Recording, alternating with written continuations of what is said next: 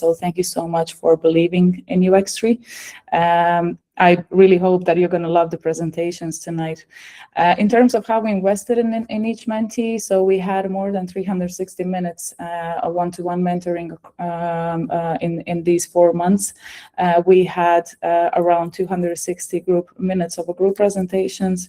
We had breakout rooms, around 60 minutes, also 70 minutes of mentee clinics, and we had 60 minutes of a design critique sessions. So that was a summary of this round.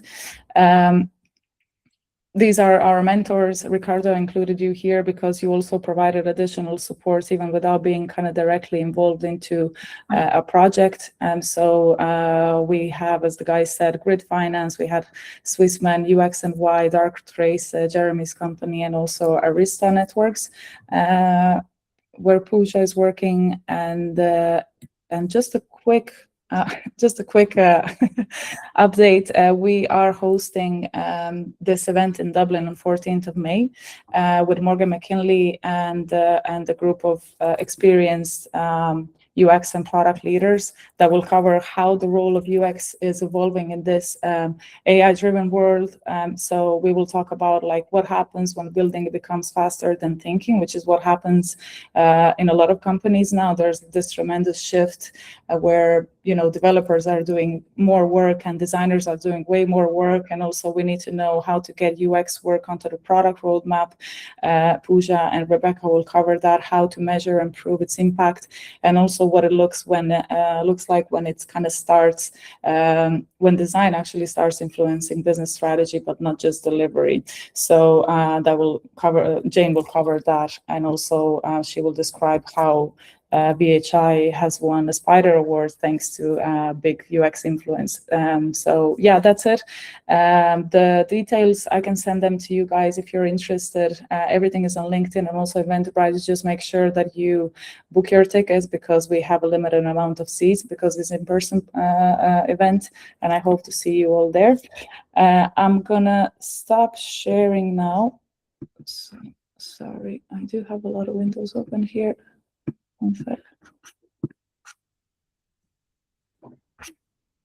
That's it. I also have, I think that Megan is in the waiting. Yeah. I heard, but I couldn't stop presenting. I think we got Megan now. Megan, can you hear us?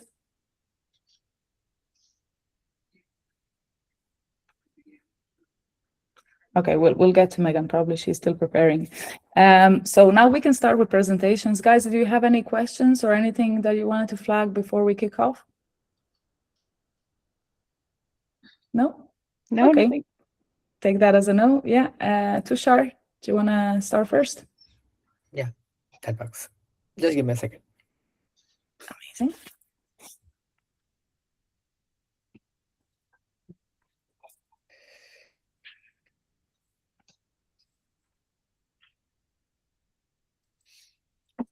My screen is visible. Yeah. So hi everyone. So today I'll be presenting my case study on Marco Video. So just a brief of what the project was. And what Marco Video is. So Marco Video is basically a marketplace where brands can purchase authentic customer-generated video content for marketing and social media. And the platform was initially built focusing on creators, which was the supply side. But the buyer journey was like the one which was a focus for this project. So I focused on redesigning the buyer experience and making it more self-serve and more scalable.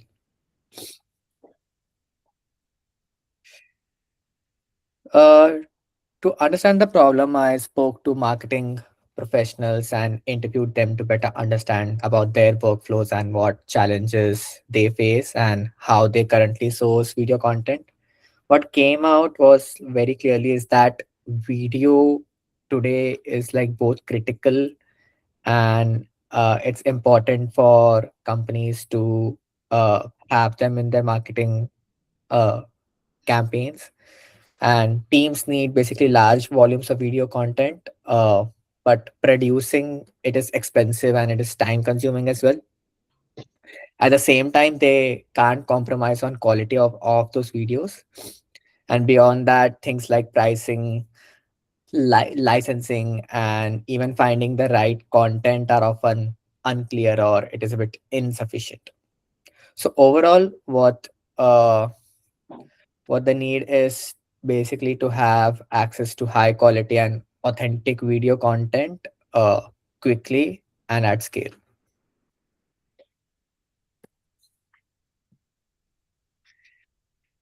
So when I put the research together, the problem becomes less about content creation but more about access and efficiency. Marketing teams need like a fast and a scalable way to source content, but currently the production is slow, the discovery is difficult, and platforms don't provide enough clarity or confidence in those. And especially for market video, the buyer journey was not fully self-serve, which creates friction during the onboarding of brands and their usage. So based on this, I created the how might we statements. Uh, so basically, these focused on helping users quickly understand what market video is as a platform, making onboarding self-serve, uh, improving content discovery in a way, and also building trust to pricing and licensing clarity. So the goal was basically to simplify and streamline the core experiences of brands coming onto this platform. So as for the design process, I followed like a iterative approach. Uh, Starting from the research I did, defining the problem statements, defining the how might we questions, followed by I started with like defining the wireframes, uh, especially for the onboarding and the discovery pages. Then I created like an initial prototype and I gathered feedback. Based on the feedback that I got from the mentor, I simplified the onboarding, I improved the discovery, and added more, I guess, clarity around pricing and licensing in a way. And this led to the final version, which is like more intuitive and much more closer to having like a self-serve experience. So I'll be just going through the demo of how this prototype looks like. So this is the homepage. So currently brands have their own section which can be accessed. So once you get on the brand section, it has like a banner which with the primary button to get started and a secondary button to see like a link to a videos to see how the platform works. Coming down, we have like four simple steps of how market video works. So this improves the discoverability of the platform and helps users understand in a single glance like what is market video all about. The next section is just a gist of the content that the brands can see on the platform. So just a quick review of what kind of quality and what kind of videos market video has. The next section is why brands choose markup video. So just like again, three pointers, just why markup video stands out. Then followed by what the pricing model of the markup video is. Then followed by what brands are there listed on the platform. Just small reviews as well from various brands of their experience. So this consists of the homepage. If I go to the sign up page, so one, if I'm a new brand coming onto market video and I will click on sign up, I will create my own account. For instance, I can just write my name here. My company name can be XYZ. Any email will work. And I can create my account. So after creating of the account, there are three steps for the onboarding journey. The first page just gives us a brief of how market video works. The second page is input of what your brand is, what industry it comes from. You can also upload your brand logo. It's an optional. And what services does the brand provide? Here, then you can choose what kind of videos you have. So basically, you can choose like 3 or 4 that match your description. So in terms of quality, in terms of what stories you require, and then you can complete the onboarding process.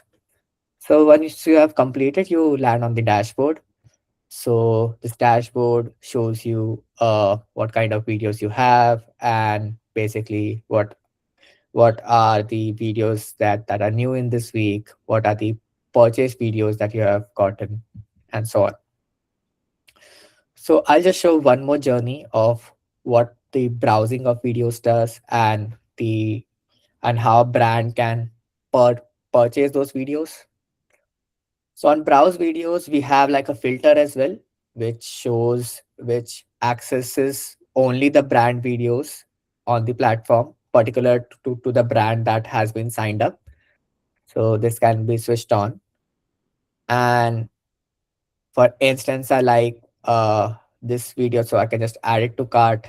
I can just add this to cart as well, and then add this to cart as well. And I can click on individual videos as well to see what kind of details they have, what are the licensing they have, and basically I can add those to cart. So once I have those videos in the cart, I can see uh, just have a view of what all videos I want to purchase and then proceed to checkout. And once I have entered all the details, I can complete the payment. And once payment is done, it will show on the screen, and you can download those videos and use it in your various marketing campaigns. So this was just like a brief overview of like end-to-end journey of how the prototype currently looks like. It also has additional features of the QR code, which Marker Video supports. Uh, and also it has like the account settings page where the brand can come in and change various settings.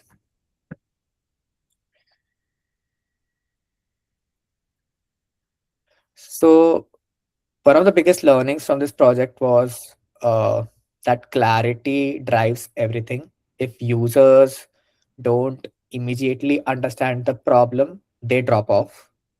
I also realized that discovery is the core experience here. Uh, and like trust comes from transparency, especially when it comes to pricing uh, and various other factors. So uh, overall, like speed matters. So users want to find and use content quickly. So they don't want to be stuck on a page and whether they are unsure about what step to take next. So for the next steps, the next step is validation. So I've created like a maze testing link as well, which I'll be uh, sharing it to the team on Slack as well, and various in my groups as well. So which will be helpful for me to gathering real insights, and based on that, I'll continue iterating, especially if there are any feedback from the users. Basically, and the goal of this project was to basically to build like a fully self-serve and scalable content marketplace for brands, uh and yeah, I hope that I've achieved that in a way. Thank you so much. That was amazing, Tushar. Thank you so much. I enjoyed following your presentation. I'm really curious now, actually, before we start with mentors' feedback, to see what Alison and Greta will say. Well, firstly, thank you so much, Tushar. That was much more detailed than I expected it to be. And I think you really got the product. I think you really took on the feedback that we initially gave in terms of what we were looking for. I love the onboarding. I think you put so much thought into it, and I think we can take a lot from it. So I think you've done an amazing job. So thank you very much. Thank you so much, Alice. Yeah, I agree. Thank you so much, Tushar. I think it's really clever, particularly the step where they kind of choose their favorite videos out of a pre-selected, so that obviously then the system can figure out what they want, or what they would be veering more towards, which is obviously a much better user experience for the buyer, ultimately. So yeah, as Alison said, clearly a lot of thought has gone into this, and we're redesigning our site at the moment, and we'll take an awful lot from that. So thank you so much. Thank you, Greta. That's brilliant. Thank you, Greta and Alison. Really glad that you liked the Tushar's work and a prototype as well. I do feel that you have solved the problem of providing a full serve experience for buyers. I do feel like probably they would have less need to contact you guys with more questions and everything. So yeah, fair play. Any other feedbacks from other mentors? Alessia? Tushar, really well done with the presentation. I just wanted to tell you, you really nailed it. Super easy to understand your key insights. The storytelling was super easy as well, and you allowed us to really follow your thoughts process there and what your findings were about this project, which really helped then navigating through the prototype and knowing where you were coming from. In terms of adjustment, there are really just a few small UI things that you could actually adjust. For example, the fact that you have repeated on the add to cart experience, you have repeated the primary button a lot of times, so that could come a bit too forceful. But very small improvements there. Otherwise, the design and the usability is really, really smooth. One thing I would have liked to see, Tushar, but maybe I'm wrong with this because maybe I didn't get your process there, but I would have loved to see your findings from the first iteration of usability test. I think you were showing that your process was you created the design, then you were going to, you created a prototype, then you had your iteration, and then you created a second prototype. Yeah. Because you went already through an iteration, it would be precious in a presentation like this to see what were the findings from that particular round, so that it's even easier for us to empathize with the user and to understand your problem solving as well, and frame the way that you're thinking and how you solve the problems. So that's something that I would highly recommend you to add to the presentation, and of course to the case study as well. But aside from that, again, spotless, amazing and smooth. So very well done, Tushar. Thank you so much, Alicia, for the feedback. Very good. Thanks, Alicia. Ricardo?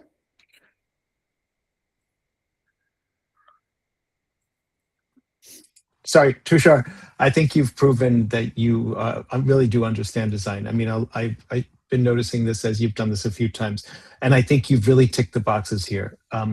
What I would challenge you to do now, I'm going to play business devil advocate and say, think about how you would sell this, okay? Because I think there's a couple of places in there where you can add in some things about where the value is or what the value is and what costs are. So maybe even work with the folks here that are on the call to see how you can integrate some of that in as well, because I think you've got a good platform now to build that on. So you know, to take it up to that next notch, I think would be really great. Because I think you know, from a design standpoint, it's there.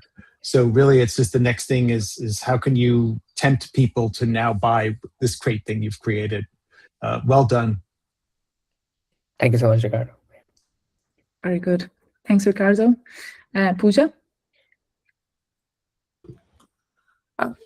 As others have said, really good presentation, really good storytelling. I love that there's traceability between the research and the designs, kind of, you know, for every research insight you have, it shows how you've solved that problem. And I love that traceability.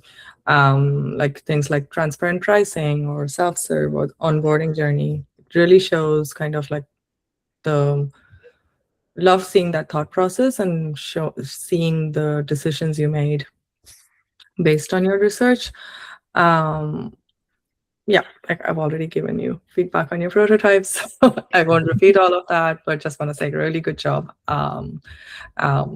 Yeah, and I would have loved to see more, as I think Alicia said, I would have loved to see what the user said, for the usability testing and what iterations you made based on that feedback. But yeah, great work. Thanks so much, Pooja, and thank you for being there as well, throughout the entire journey. Very good. Thanks so much, Pooja. Rebecca? Yeah, well done, Tushar, as well. Just presentation was excellent, and yeah, I think definitely the problem has been hit on the head. I had a very small piece of feedback that I suppose was almost a follow-up to Ricardo's point around selling the proposition, right? So I just had a consideration around, in terms of the homepage and the layout, in terms of how it works and the value proposition, etc. As it goes on, I think all those elements of content are very relevant for a self-serve experience and for sales overall. But I think it would be interesting to think about what a new customer versus a returning customer may want to experience or expect throughout that journey. Right. And that will differ. Right. So thinking about, how it works at the moment as the main message once a customer arrives on the site is great, but perhaps a little bit more compelling for a customer that is more familiar with the brand already, for example, or maybe has not bought yet. Right. But just having a little think about how that experience may differ depending on that expectation. Yeah. Yeah. But otherwise, really good. Thank you. That's a brilliant feedback. Thanks, Rebecca. Thanks so much, Tushar, for always being so great with presenting and also always on time, great slides. And yeah, just make sure that you mention everything in your case study, especially in terms of if there's any AI tools that you use, do mention that, let us know how they worked. And yeah, I'm really looking forward to reading your case study. Sure. Amazing. Alison and Greta, feel free to stay on the call as long as you want. We'll let you choose. We have Diran presenting next project for Ocean Healthcare. Hi, yeah, Diran, I'll share mine now. I might just keep the camera off just while I present, so there's no tech issues. Let me just.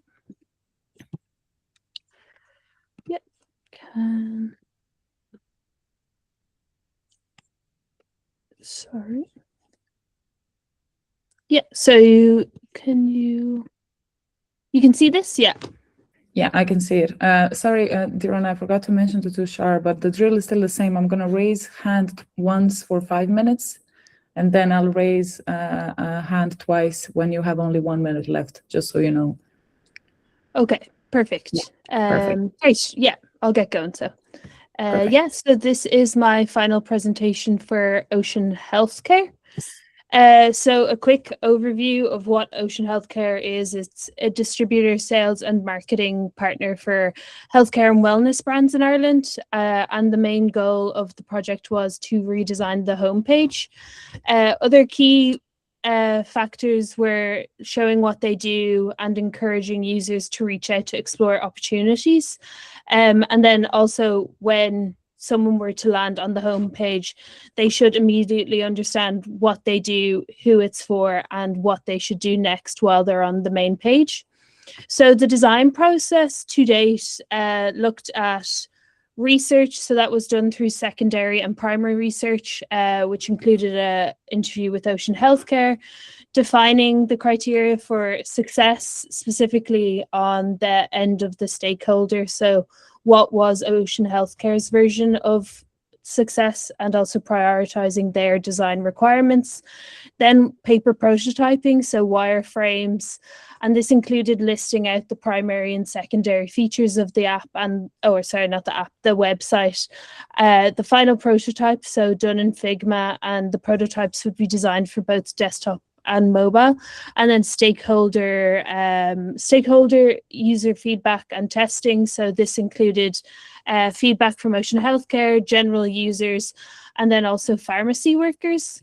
So the findings from the research, so currently on their website there was no clear way to contact the company, so no quick portal. The website currently prioritizes the brands they work with, and the competitors they have explain what they offer in a clearer way, and also explain the channels they use. And then the main needs that were apparent from the interview with Ocean Healthcare were to prioritize pharmacies, prioritize accessibility, and boost the AEO, so optimize the website to become higher up on answer engine searches.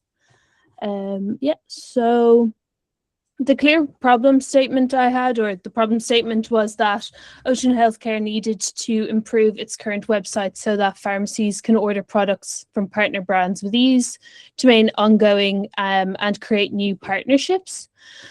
So for the interim presentation, I was working with Pooja, and I looked at paper prototyping. So as you can see in the photo on the right, this was kind of to look at the primary and secondary features of the website and really clearly detail out what was the non-negotiables of the website, whereas what were the secondary features that could be included on the website or could be excluded. And this will be mentioned again from the feedback from this.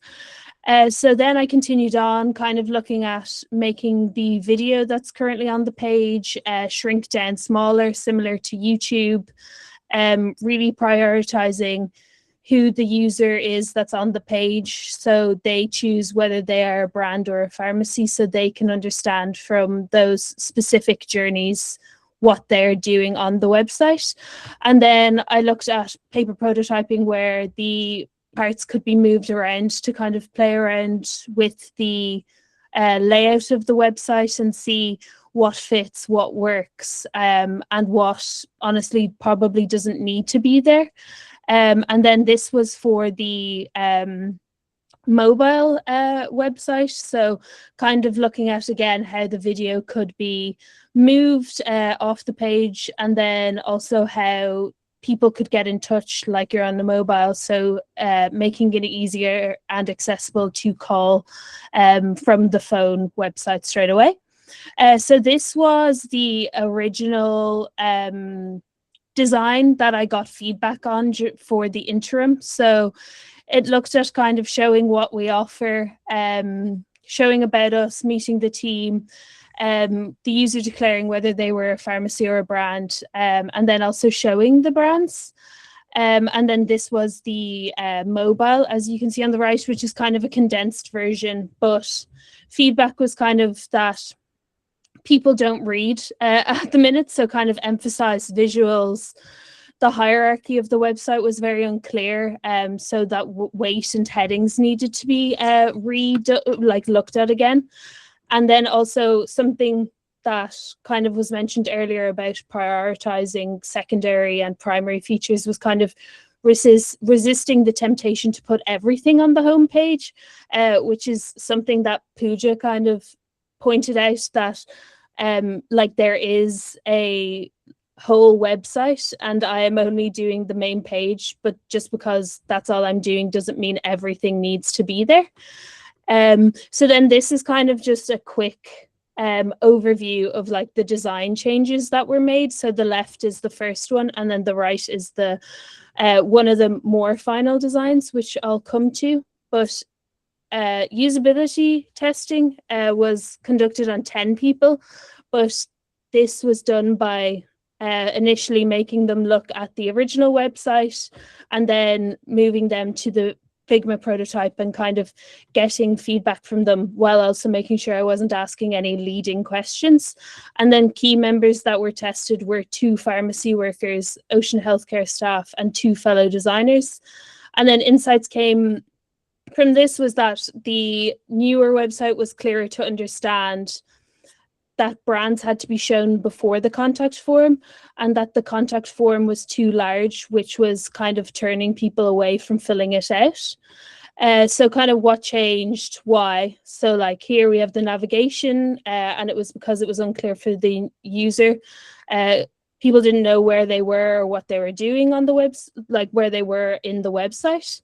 Where the brands were placed on the main page. So this will become clearer when I go through the prototype, but originally the brands were below the contact form, but then they were moved to above the contact form. The pop-up, so the original one was slightly overwhelming and too large, while also not offering the user progression in the website. And then the size of the contact form here. So this was kind of about reducing the amount of text on the contact form.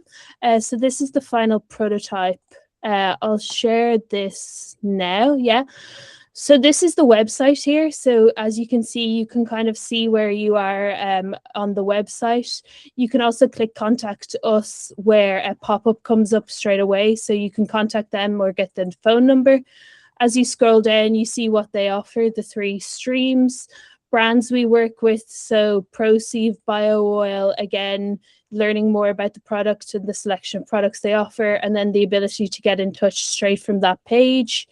And then a contact form that is for pharmacies or for brands, and then the footer. And then I also have the final phone flow. So similarly, it has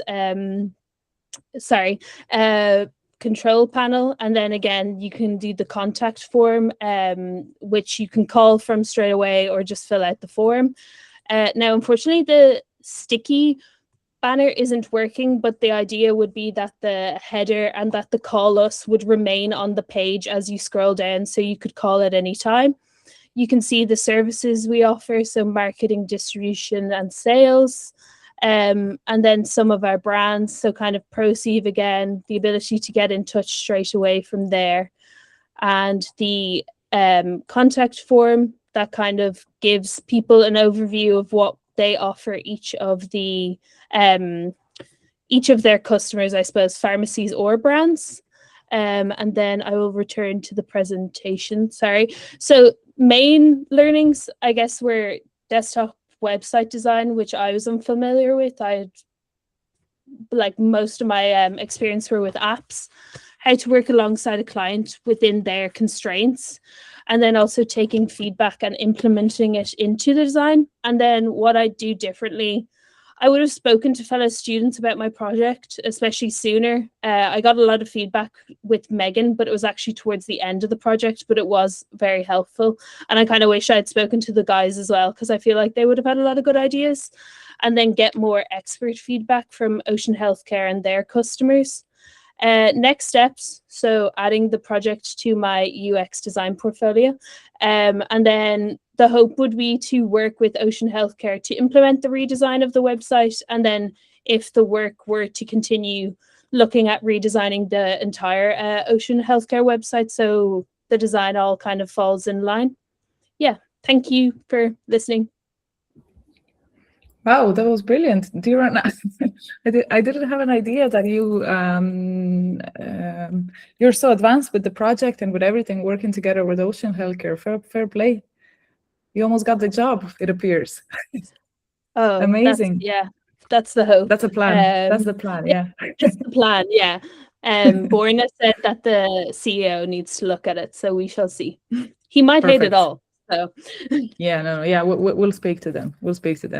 That's brilliant. Congrats. We already have two hands up. Jeremy, do you want to go first? Darren, that was brilliant. It was really, really interesting to see how this has evolved. And I was on the last review session for the first prototype, and it's really, really interesting to see how you interpreted and applied some of that feedback along with all of the other sources of input that you noted during your presentation. It was really, really clear, really, really easy to follow, and it was just really, really strong delivery. I've got much to say in ways of kind of things that I'd look at to improve.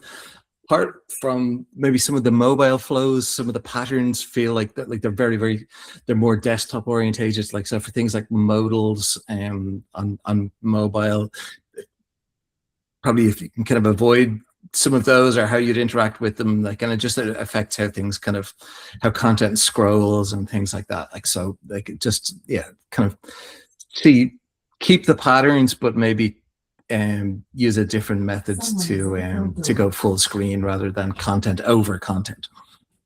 And it's yeah, really interesting project, great work. That's it. That's my input. Thank you. Thank you. Amazing. Thanks, Jeremy. Alessia, do you want? Oh, sorry, Ricardo, you're next. That's okay. I'll go quick. That was great. And I was just going to mention two things to you. One is I thought it was really interesting what you said about speaking to others. And I was just going to advise you that when you do add this to your case study for your portfolio, you should definitely bring that point up I think as a hiring manager, I'd really like to know that you realize that. I think that's a great learning, and I think it's a very powerful thing for you to admit to and to show that you have that vulnerability and are interested in that. So for me as a hiring manager, I would be very, very impressed by the fact that you have that maturity and understand that value. So I would say you should definitely consider including that. I also just think this is going to be a great project for your book. So I think I wish you the best of luck with it. I think you've really got a great thing going there. Thank you. Amazing. Thanks, Emil, Ricardo. Alessia. Yeah, Doreen, well done. Just a few small feedback from my side that are going to mirror what Jeremy was already saying there. I think that your project could, how can I say, benefit from some small UI refinements. So, for example, in the mobile version, the models, instead of using like the models that you have, you could try to explore the native components of Android and iOS so that you can kind of like see how that experience would work best. And on the same side, just be careful when you expose content on mobile. You had there a group of buttons, right? 3 buttons, one beside the other, and that looks fine on Figma. But then when you bring it on mobile, it can be difficult for people to actually push it. So just careful about that. Aside from this, the project was really completed, the way you presented as well. And just let me highlight that because I know that it's kind of given for granted, but I really love the way that you speak and you present. It's incredibly clear. And while, again, it can be something that you give for granted, we have seen in the past cases where this really makes a difference. And I think it's something that will really help you going ahead with the career, and it can give you a very good advantage and leverage in the strong competition market. So very well done with that. Keep the flow going, super clear. And again, just a few adjustments and you're good to go. Thanks a lot, Alessia. That was great. Thanks, Emil, Alessia. Pooja? I won't repeat what everyone's already said. I just want to say really good presentation. I love your presentation skills. It was very clear, the whole story that you were trying to tell. You had very clear goals for what the redesign needed to achieve, and you kind of had your designs like addressing each one of those goals. And I love the end where you kind of showed those iterations, like, you know, this is what I had initially, this is what I learned, this is what I changed based on that feedback. And again, just really good storytelling. And then the last thing I want to say is I love how collaborative you were, that you reached out and you worked with fellow designers, you worked with, and I love that you took the initiative to go find actual pharmacy workers to test it with as well.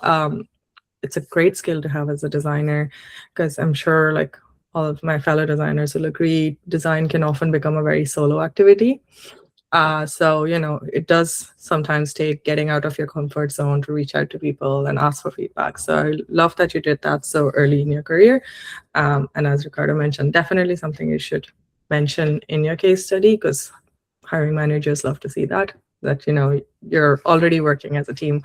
But really good presentation. I loved the process, that I could clearly see what how you went about. I love the paper prototypes. I love that you did like little cutouts and you know, worked through the whole process and stuff. So great work. Thank you. And also, I just want to thank Jeremy, who gave me the idea of going into, I think it was Jeremy who said, go into a pharmacy and just ask someone what they think. So thank you for that. Yeah, I can't take all the credit. Well, you did all the work. So you can, majority of it. No, that was brilliant feedback there, Pooja, and brilliant work. I also don't want to repeat, but I had a few notes there. I loved how like your research findings and everything was just intertwined, like through your presentation. Like you exactly had like, okay, this is the problem, but I'm going to solve it in this way. Especially part where you spoke about like what's changed and why. I thought it was great, and also going back to the sketching board and having your paper prototypes and also like, you know, moving the blocks in a physical way. I thought like that was great, especially now when everyone is doing everything with AI. It's really good to go back to the start and kind of start thinking in that kind of way. So fair play. Rebecca, I don't know if you can hear us, but if you can, sorry, is Rebecca still there? Yes, I'm here. Yeah. Sorry, we have this thing where we just invite mentors to say a few words to mentee as well. So I don't know if you wanted to share something to Diran. What you didn't told her already? I'm sure you exchanged Yes, a lot I of feel nice like words. we've had plenty of conversations, but yeah, no, fair point, Valentina. Yeah, no, I think you did great work. I think you know, you are coming from an app space, and web design is different. And not only did we have a brief that was, you know, web based, but also B2B based, and that brings its own challenges. So I think you did brilliantly with all of that, and I've loved working through all the different prototyping. And yeah, I just think that you did a great job, and we've solved, you know, the problem, certainly as a first draft. And I'm delighted that we've gotten great feedback from the customer. So it's only onwards and upwards now. Thanks a lot, Rebecca. Yeah, it was good to work with you too. Really good. And yeah, also, I heard a lot of good things from Ocean Healthcare about your work, about everything. So fingers crossed, we'll try to push it a few more times. Yeah, well done. Well done one more time, Diran. And thanks so much, Rebecca. Next one, we have Megan. Can you hear us, Megan? You ready? Hi, yeah, I'm here. Yeah. So my connection, I'm working off a hotspot right now. It's been really shaky the last few days. So if you don't mind, I might turn my camera off and then turn it back on afterwards, just in case. Sure. So let me just pull it up here real quick.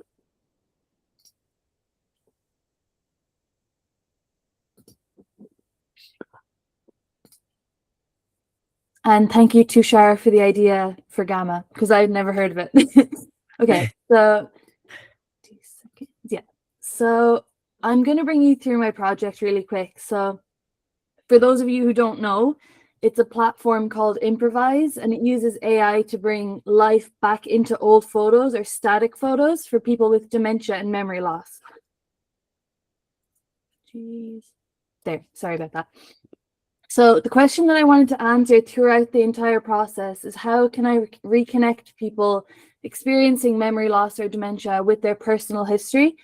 And this presentation will detail the research and design decisions I completed in order to preserve the patient's sense of self. So for people living with dementia and their family members, the moment that they forget a part of their history or a fact about themselves, it can be really devastating. And Improvise is built on the scientific link between eye movement and memory recall. So keeping this in mind, for this platform's users, accessibility is the most important thing. And in my research, I found that decision fatigue happens to be the biggest reason that people drop off while using new platforms. And I wanted to create a seamless experience that uses AI ethically. In order to do this, I created all of my images using Midjourney. I ran multiple revisions of every single photo I created to ensure that it was accurate and it was truthful to the person themselves. So these are just a few examples really quick of of prompts that didn't go correctly. That, for example, and this one here, it just kind of adds people and just isn't very true. So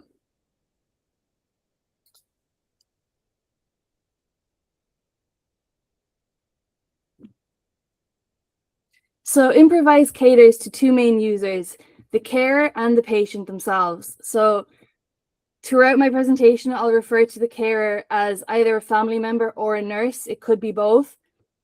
So for the caregiver, caring for somebody with dementia means that they suffer from decision fatigue and they need a simple, accessible way to entertain and connect meaningfully with their loved ones.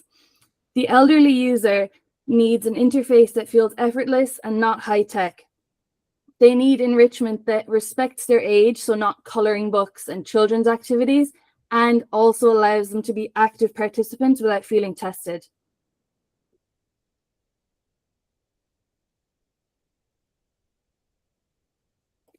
So when I began, apologies, that photo isn't there.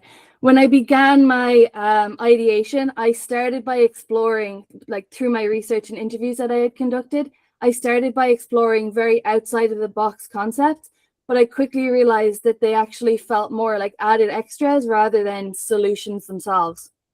So I'll just quickly run through them in that case. So the AI assistant or HomePod could be like a friendly figure physically, like an Apple HomePod, that could act as a companion and show photos on repeat.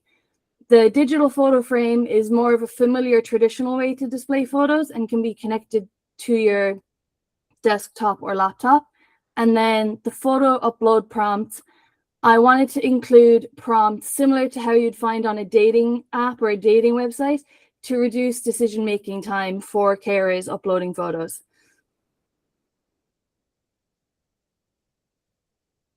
So I took the photo uploading prompt idea and moved forward with that. And this is just for context, but as some of you may know, I lost my father last year.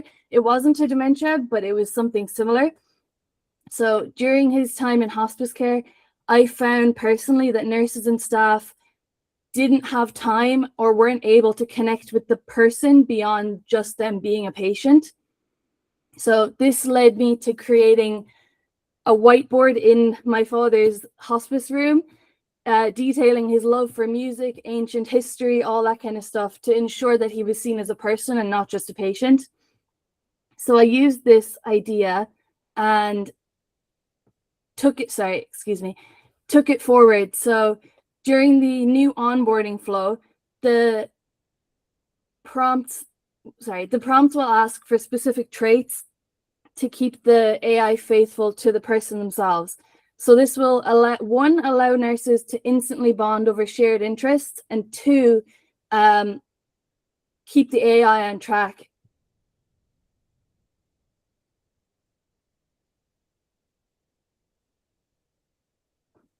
Sorry, can you still hear me? Yeah, you broke up there for a second, but yeah, now it's fine. Sorry about that. I think it disconnected a little bit. Apologies. So yeah, no worries, no worries. Just gonna move forward. So with all that being said, let me see here. I'll bring you through my prototype really quick.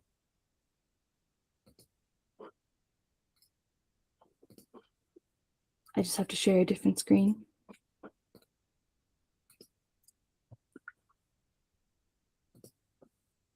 Okay, so with all that being said, I'll bring you through the homepage sign up and photo upload flows on my website. So I intentionally kept the design and user interface simplistic, using soft colors, familiar language, and serif fonts to keep it respectful and accessible for both users.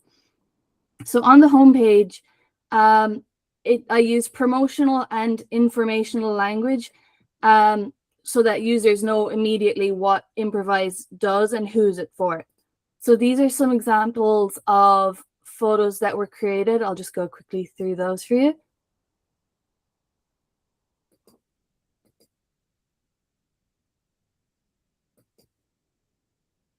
And I also used all family photos. So this one here on the right is my grandfather. when he was a child. So basically, the homepage explains how to use the platform, and you can also add sound as well as movement to trigger memories. You can hear that.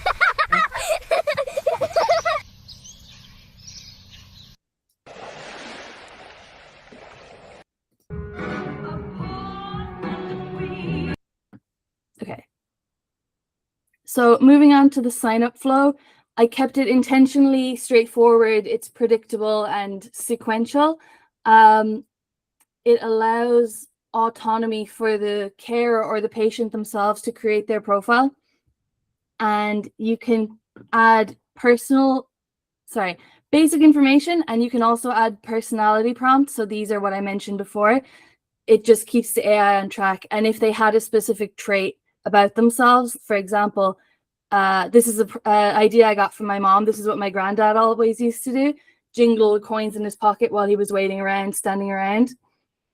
And let me see. So then the profile page. This is basically your home for all things, in this case, Patricia. Nurses or family members could study up on this and gain knowledge on their interests, stories, etc. And you can write notes to each other. So like, I showed this photo to Patricia and she loved it, etc. So moving on then to the family archive. This is where you can view archives of memories throughout this person's life: children, family members, holidays, pets, anything you want to upload, you can upload. And you can create albums and folders to group information logically.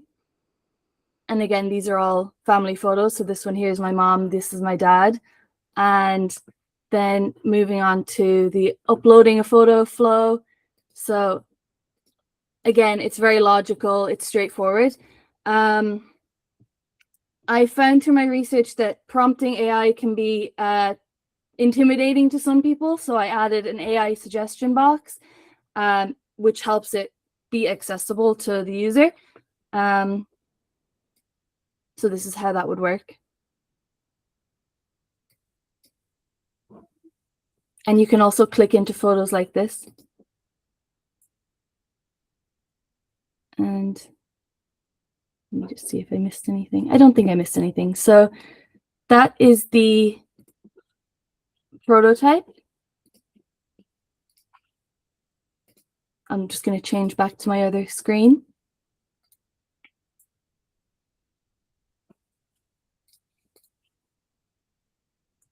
Okay, so moving on to my user testing iteration. I'll start off with what users liked from the prototype. So all the testers who completed the study had a deep understanding of what Improvise was and who's it for, with many saying it would also be useful for people outside of the dementia or memory loss space, I guess. One participant was very impressed with the sensitivity of the experience, saying it holds a clear ethical stance, which is rare in an AI tool, which is something that I wanted to keep the essence of. And the combination of traditional font styles and soft colors creates a familiar, respectful experience for users. So then moving on to some of the feedback that I got as far as the UX and UI. I received a lot of great feedback from everybody on this call and also people off this call. So I'll just go through it very quickly. The original onboarding flow before the one that you just saw was a little bit disjointed and it jumped too quickly from sign up to profile. What I did was I created a more linear, predictable flow, which I think definitely reduced the confusion and built trust with the user.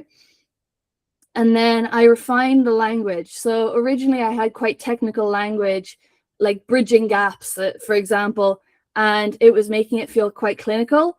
I refined all the language that I used to be more personal, staying away from generic or extremely technical language. So for example, instead of photo gallery, I changed it to family archive.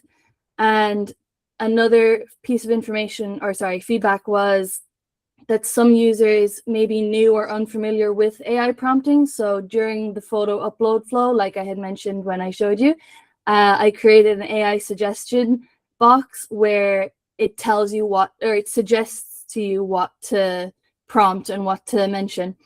As far as next steps, I think I'd really like to gather information from, or gather insights even from real users. I think it being a bank holiday, I wasn't able to get as much feedback as I wanted to. So I'd like to get more feedback and implement that in my project. And I'd also like to, based on Tushar, based on your prototype, I really liked your interactions. I'd like to iterate further with my interactions and improve them. For example, the interactive fields, etc. So yeah, thank you for listening to my presentation, and I'd be happy to answer any questions if you have any. That was just brilliant, Megan. That was the most emotional presentation I ever saw in these 10 rounds of UX3 mentorship. Really, I was holding myself not to cry, and I was thinking like, oh my God, how is she not crying? Fair play. No, fair play to you. Like this was brilliant, like so comprehensive, like, you know, so like I love that you connected everything to your personal story and added also like the photos from your family, and you also showed like, you know, what the kind of real power of feedback. And I'm really glad to hear that most of you guys have worked with each other on your projects. You mentioned accessibility, and you sorted it out in your prototype, in your final solution. It's brilliant. Thank you. Fair play. Originally, I did feel a little bit disconnected from it, but when I brought it into my own like personal life, it definitely helped me connect with it more. Yeah, no, brilliant. As I said, the most emotional project I ever saw. Presentation, actually. Thank you so much. That was amazing. Albert, Ricardo, speak. Yeah, Val, I agree with you, Val.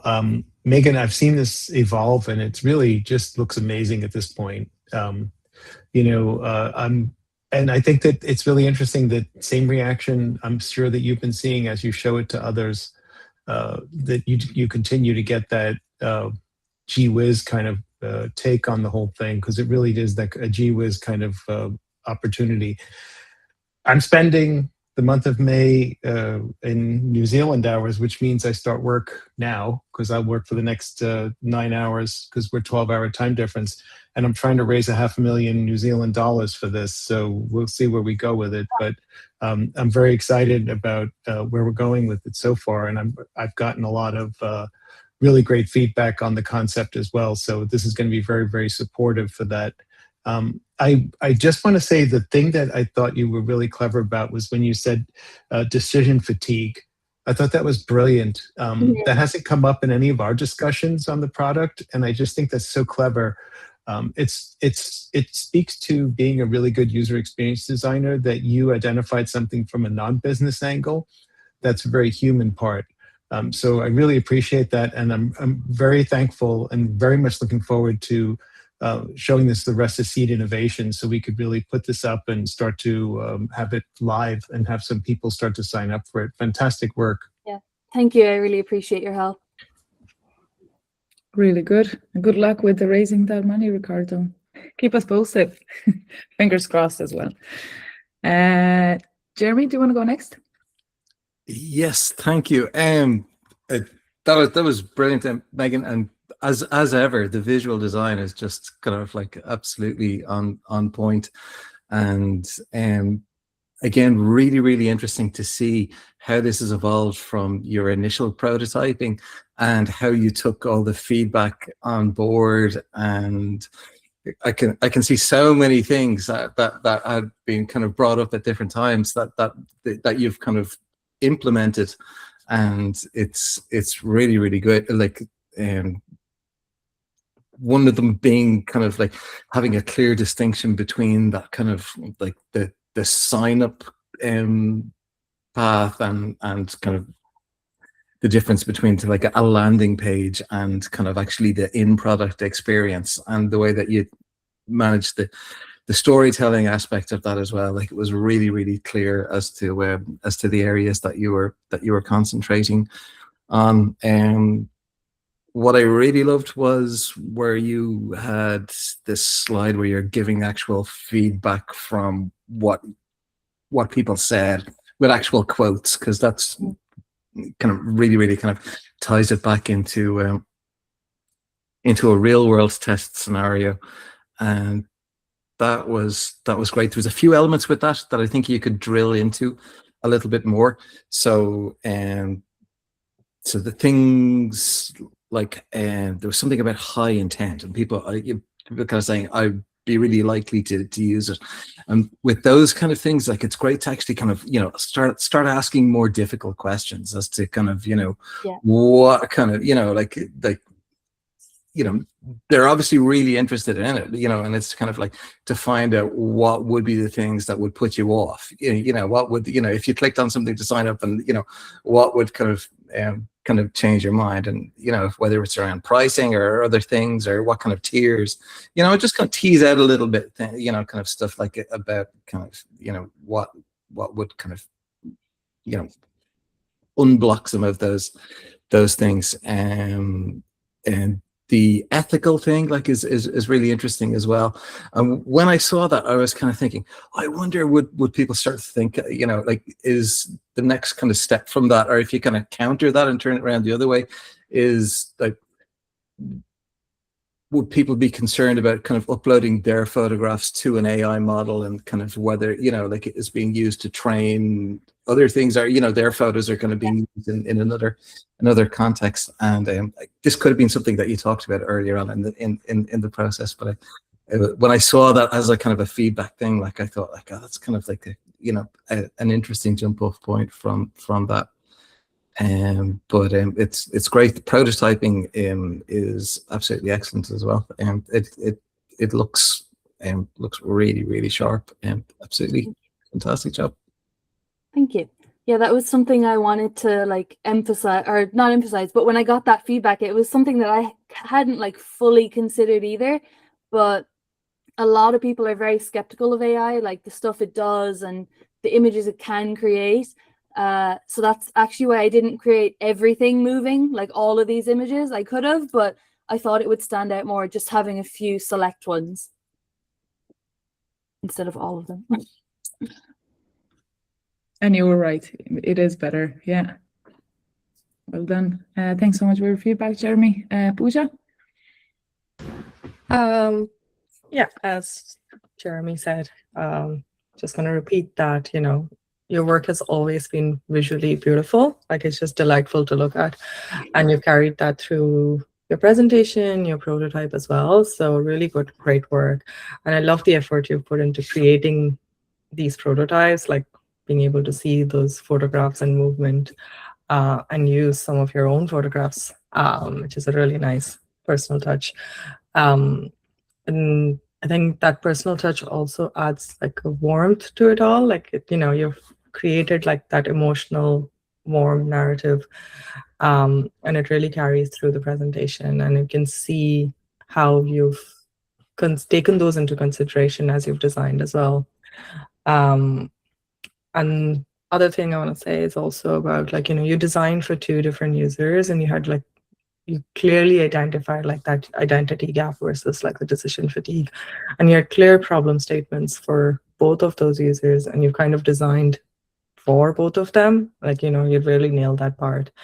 The other thing, the other thing I also want to say is I love that you took the AI hallucination and took it as like a design problem. Like, you know, oftentimes when you're talking, people talk about AI hallucination stuff, it's seen as a technical challenge, but I love that you turned it into a design problem and tried to solve for it.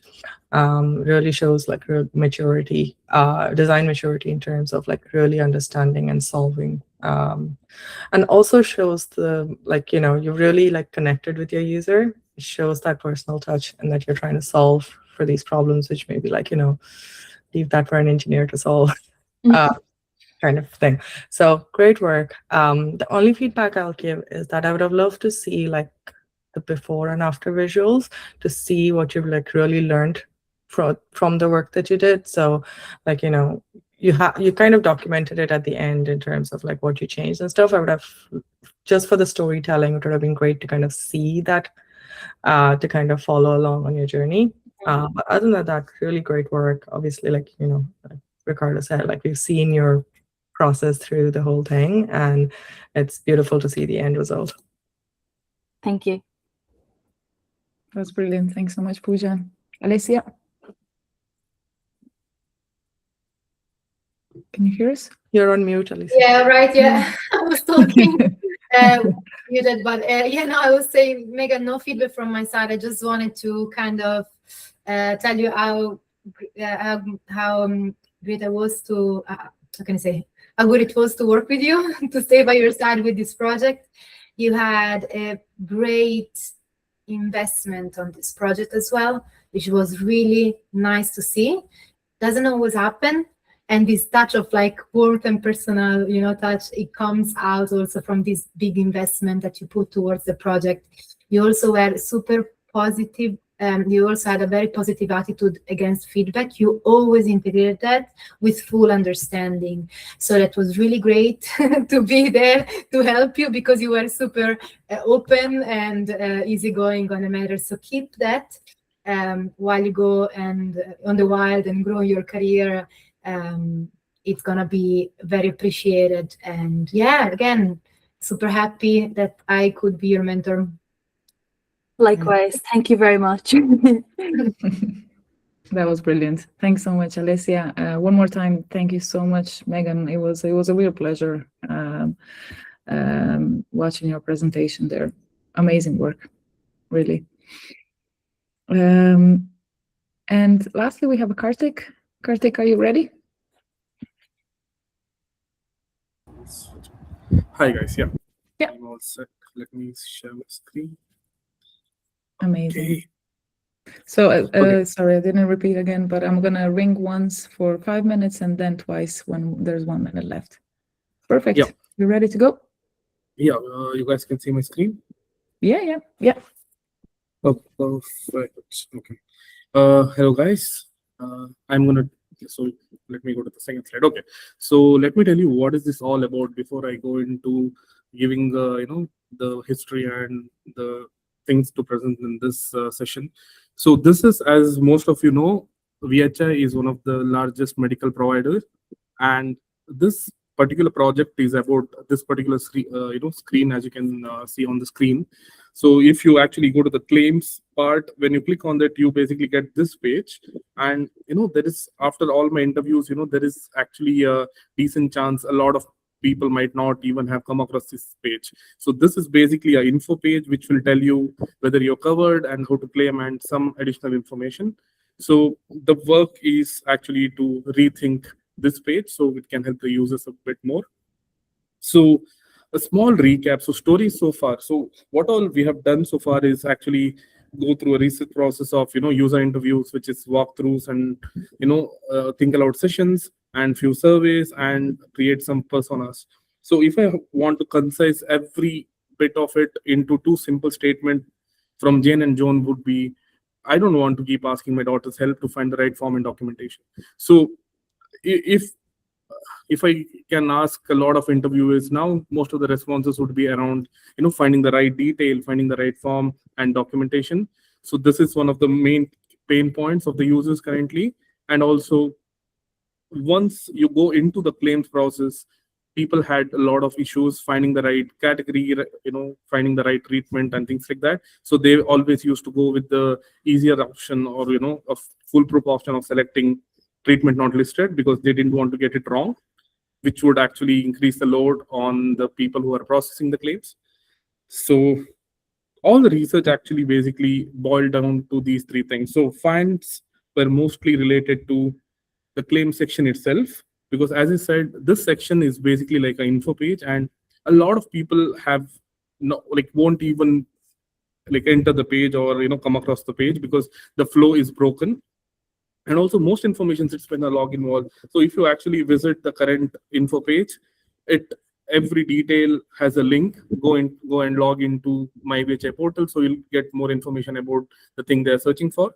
So these two are the main the pain points.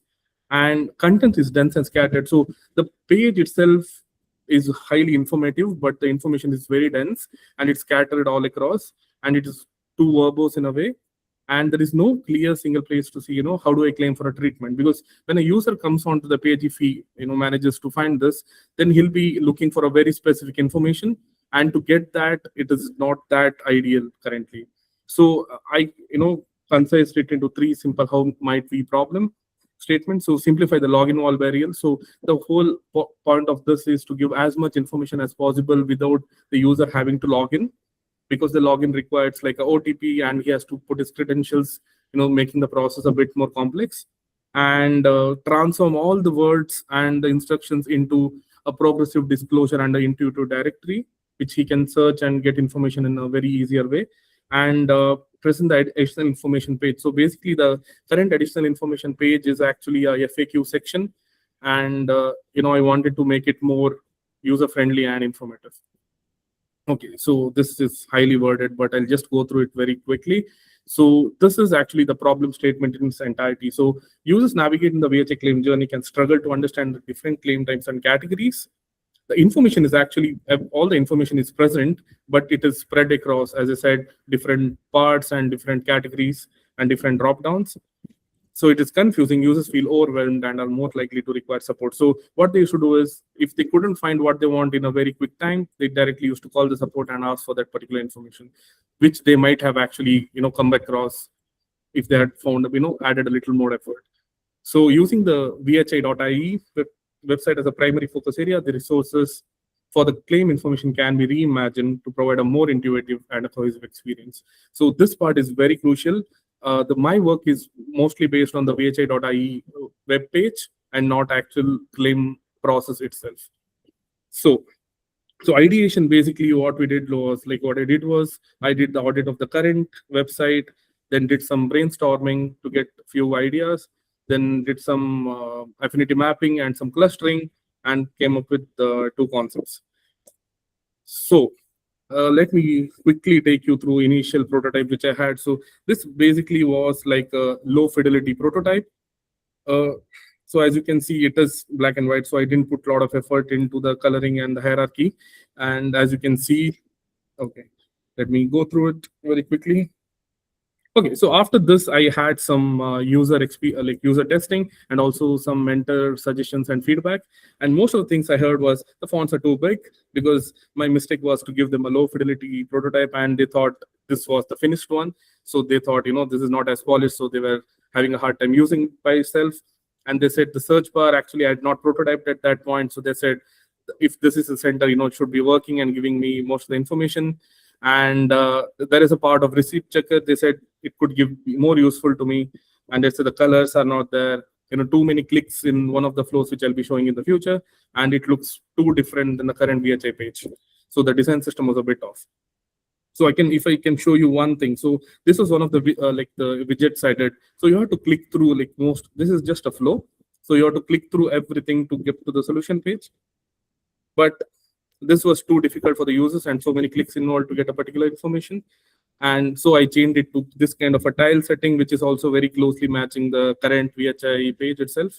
And this is actually the current page, which I'll be showing you in a prototype section. Okay, so this is also one more feedback I got from the users for the smart receipt checker. They said, first of all, there is no progress indicator, so they were not sure how many steps they have. And also, this was this information, they thought we could give them more information. So this is one more thing. So let me take you through the prototype itself. Give me a minute and share screen. Okay. So I hope you can see my screen now. Okay, so this is the current reimagined VHI claim section. So first of all, you have your banner with the search bar. So this search bar is kind of the heart. So you can directly search for your particular things. So it will give you the information. For example, here I search for a blood test. So it gives me most of the, FAQ and some information related to the blood test and which part of the website they can find it. So you can actually go read more and things like that. So yeah, then let's say in the before section. So main thing was you have all of your normal things and log into VHI. And if you come here, So basically, you have different stages, and I've tried to model this around the mental model and the stages of the journey. So you have before, during, claiming, and then you check your payment. So it tries to, a bit more smoother pattern for the user to understand. Then if you go to before treatment, so I give them a very big disclaimer. This is just the information, but the plan specific things you have to log in and check. But I'm trying to give them as much as information as possible without them having to log in. So this is one of the feedbacks I received, because most of them are not sure what exact their policy is. So if they're not sure, I'll give them a video of how to check their actual table of benefits, because currently a lot of users had issues finding the exact table of benefits within the login. So I give them simple steps. Then if they are very sure what the plan is, actually they can select the plan and what kind of a treatment they want, and they can find out, the detail related to the particular treatment and how to claim for it. So, okay. So once that is there, they have the FAQs previously were in a separate tab called as additional information, which people might not easily understand and relate. So now I've added, for example, before treatment, you have the section specific FAQs. Actually, they can easily go through them and understand what they might need in this stage of the flow. And also you have the contact team, find a hospital and consultant, because before journey, before treatment, they might need all this information. Then you go to during treatment. This is just information what a user or a patient might need to keep in mind when they actually have their treatment. For example, keep your receipt, get a referral letter, note your deadline, and let them know if you're a VHA member, tell the hospital you're a member. So yeah, and then again FAQs and things like this. It's the same. Then claiming is the where I actually did some work. So you can see the upload. You can actually upload your receipt here. Then it will analyze for you. And because VHA receipt checker is currently also very important, the receipt has to be very clear with some information. So it will check against it, and it will give you the result. Treatment was unclear. Get it corrected. Then if you do you can edit the details as well. This is also one of the feedbacks I received last time. So if you see the details are fine, you can actually get all the information related to how to submit that particular claim. So then in the last way, so let's say if you're a GP visit, you select, what kind of a visit is this? One sec. Okay. So what kind of a visit is this? Then you select, okay, have you paid or not paid? If you say it's paid, then again, what kind of method you would accept? So if you say snap and send, it will give you that information. Or if you say post, it will give you that information as well. So yeah. So you can do that for all these things. For example, maternity, home birth, it will give you that detail. So that it's like a progressive disclosure. So people don't get a lot of information at the same time, and they can select what they actually want. So for example, this. Then the last find is, checking a payment. So it will give you how to check, whether they have actually getting their payments, because currently people are waiting without any information. So it's also a section of like the timeline with how VHI might process the claims, and again the FAQs related to it. Yeah, so that's it. Let me stop sharing and move to my Figma, like just the last one slide. Okay, so what do I do differently is basically include more diverse participants. This time I had some trouble finding participants from different backgrounds and different age groups and profiles, and also explore more AI-based solutions, because the current there is a AI bot which does most of the work. So this can be like a center of the solution in the future, if I had some time to explore that as well. And also get some feedback from actual business and the support team, because they are at the center of this problem and who have to deal with all the user issues because of the lack of information or the mistaken information. And also I've only worked on the desktop version, so mobile version is still pending. So I might have might focus on that as well. And also focus on more concept, because this page major issue was people are not even coming across the page. So how to link the logged in app and the page with this page might be one of the things to explore in the future. Yeah, that's it, guys. Thank you. And any questions, I'll go through. Thanks. That was great, Kartik. Sorry for rushing you at the end, but I feel that your presentation skills have highly improved since you started the program. I do remember in one of your presentations, you wanted to tell us everything, and then you were like, you kind of went over the time and everything, but I think you really structured everything well this time. you were also speaking very fast. So at some point it was really difficult to track you, but I think overall the way you solved the problem, the way you approached the project and everything, like the amount of scenarios that you covered there as well, I thought it was brilliant. So thank you so much for all the hard work. And it was really, really good to see your presentation at the end. It was very much like my expectations were exceeded. So thank you so much for all the great work. Really, can't wait to see. Can't wait to for VHI team to see this. Yeah, thank you. Thank you so much, Kartik. Thank I'll let Jeremy speak first. Jeremy. Thanks. Great job, Kartik. You fell foul at the time at the end, and but don't let that kind of worry you at all.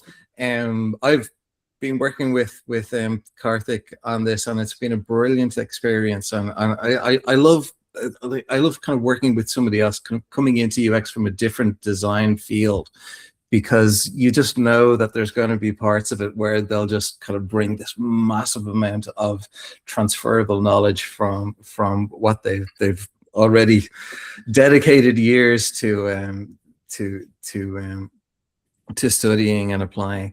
And it really kind of took shape when you got into this kind of like the detailed ideation stage. And it's just want to say for everybody else on the call that you've only scratched the surface with all of the things that you've kind of worked through here. And I think it's going to make such a wonderful case study, because you've got all of these iterations and reworkings of things that you explored that you thought would work, and then got feedback on kind of going, oh, actually I'm going to kind of apply this in different ways. And just like, I think everyone got the sense that there was a real push towards kind of like progressive disclosure, less amounts of information, but more pertinent and precise information at varying stages.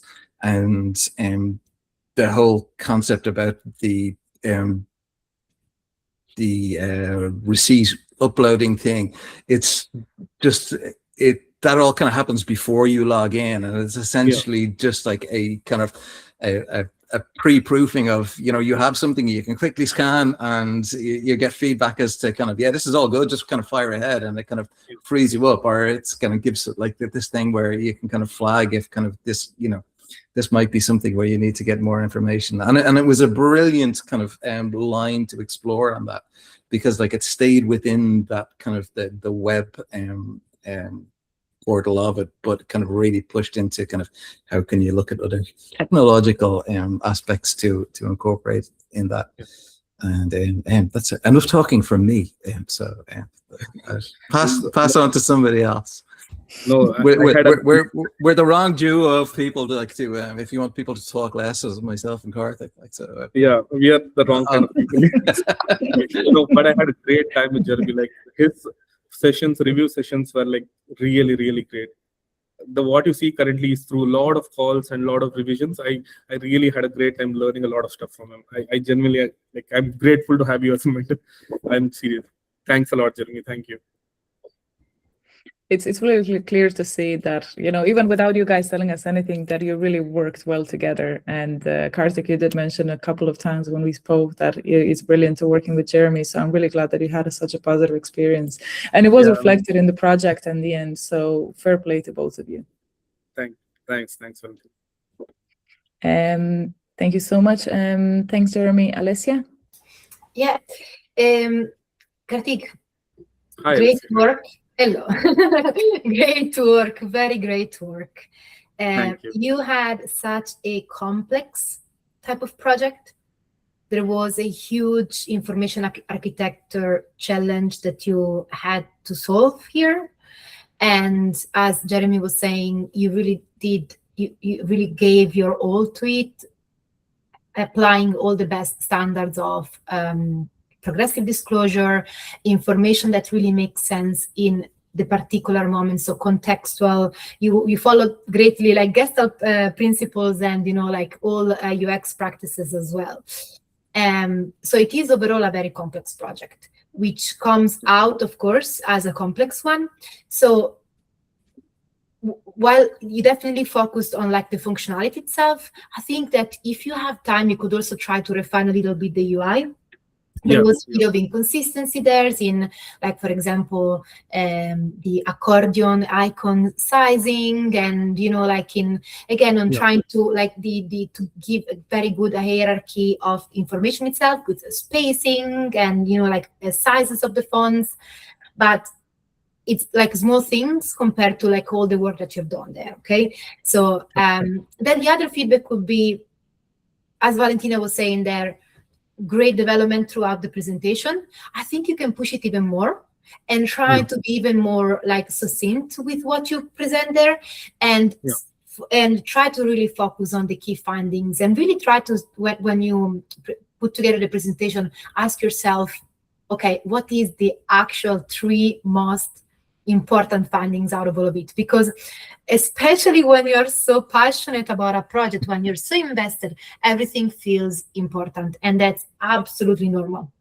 So, and I think that what you can refine is just trying to, again, like going over that and trying to think, okay, so stopping and say, okay, so what are the main findings, and focusing on that. This will give you such a great boost in the presentation as well, and then you're gonna have like such a great project there, because the project is strong and complex as well, so you can demonstrate great problem solving plus great presentation skills. So that's a win-win. Yeah, and thanks a lot for your previous session feedback as well. I changed a lot of stuff based on that.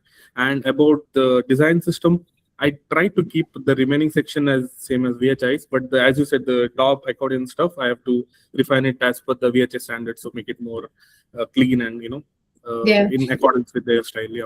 I was glad to see some of the feedback implemented, I'm gonna be honest. No, I genuinely like your feedback last time. Yeah, thanks a lot, Alicia. Thank you. Thanks, Kartik. Very well done. Thank you. That was amazing, Alicia. Thank you so much. Pooja, do you want to go next? Again, I won't repeat a lot of the stuff, but like they said, it's really great to see the progress you've made as well in how you're presenting. But I also like your presentations in a sense that it's kind of reflective of your personality, and you can, follow. No, but it's like mild chaos, and you can kind of see that in your presentations, and I think it's nice to have that distinctive voice. It prevents you from blending into everyone else's, so I kind of really like that. In terms of the presentation itself, really good storytelling. I love that you used like real customer codes and put it in there, because it really helps to hear the voice of the customer and what they were challenges they were facing. In terms of the designs itself, really good design patterns, like you've used, like that that 4-step thing kind of really follows that user mental model of how they would go through the process, and and the progressive disclosure as well, to kind of give them like that guided steps, like I know my claims number, I know my plan, I don't know my plan, but it kind of guides them through that process rather than having to read a mountain of text and try to figure out what parts of this are actually relevant to me. Yeah, I think that's pretty much all the feedback I had. I think, like Alicia said, the UI needs a bit more polish.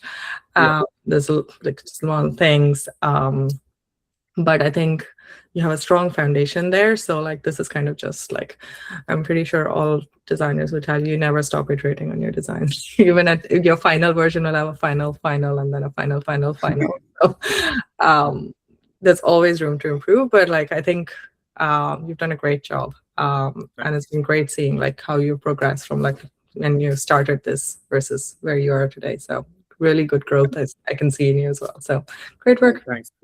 Thank you, Pooja. Thanks a lot. Thank you. Amazing. First, Pooja, did you know that refine and then refine? It's called the curse of designers, That's what it's called. Burnout. That was great. Thank you guys so much for all the feedback, especially to our mentees who did such a great work presenting, and everyone in time, and everyone's presentation was so engaging, so interesting, and it's incredible how these 4 months have passed so fast. Like I keep saying this, but it feels like we started like last week, and we're already here. So thank you so much for all the hard work and everything. Niamh, Lisa, do you want to say a few words now before we wrap up? I have a few announcements, but I'll leave that to the end. Sure. Yeah. So firstly, Yep. folks, congratulations. Really, really, really, really impressive work. I'm always blown away at these presentations, and that doesn't take away from tonight, because I'm blown away again tonight by the really critical work, the really important work that you're all doing, and how I can see, I suppose, as an end user, the absolute real world and real time application for that work. So everything is completely relevant, completely on point, and certainly speaks to significant frustrations that I myself might experience as an end user on some of the websites and on some of the apps. So there's certainly a huge resonance there. So I won't hold up time, but just for me to say, firstly, congratulations to the mentees and to the mentors for another absolutely fantastic job. Congratulations to you, Valentina, for an absolutely superb program that is producing this caliber of work and releasing this level of talent into the workplace. And I really, really hope that you all find what you're looking for in terms of a next step, whether it is funding for your project, whether it's a job, whether it's a credit, that maybe somebody takes the work and applies it. If that's what you've agreed with, you are fully credited, whatever has been arranged for you. And I know Valentina is absolutely behind you there in terms of supporting you on that journey. I thought the relevance was really phenomenal tonight. So that piece around, friction, obviously, and removing barriers and decision-making scenarios and the level of time it takes. That Megan, that piece around nervousness around AI prompting and all of those things, very, very much on point.